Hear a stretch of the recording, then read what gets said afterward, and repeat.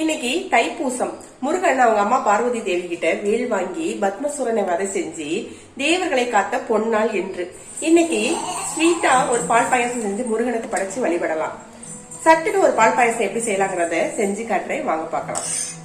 ஒரு 50 கிராம் ஜவ்வரிசி எடுத்து அதை நல்லா கழுவி சுத்தம் செஞ்சுட்டு குக்கர்ல ஒரு 2 சத்தத்துக்கு வச்சு இறக்கிட்டு அதோட சேமியாவை போட்டு சேமியா இந்த அளவுக்கு நல்லா வெந்ததும் 1 கப் ஜீனி சேர்த்து ஜீனி இந்த அளவுக்கு நல்லா இழகுனதும் 1 கப்பு பால் சேர்த்து கிளறி விட்டு 2 ஏலக்காயோட ஒரு கைப்பிடி அளவு தேங்காய் பூ சேர்த்து இறக்கி வச்சுட்டு பேன்ல 3 டீஸ்பூன் நெய் சேர்த்து முந்திரி திராட்சையை போட்டு நல்லா வறுத்து பாயாசத்துல சேர்த்து கிளறி விட்டுட்டோம்னா மிகவும் சுவையான பால் பாயாசம் ரெடிங்க. ஓம் எனும் பிரணவ மந்திரம் கந்தனே என் முருகனே, யாவும் நீ என யாக்கை உனக்கென நாளும் காத்திடு குமரனே.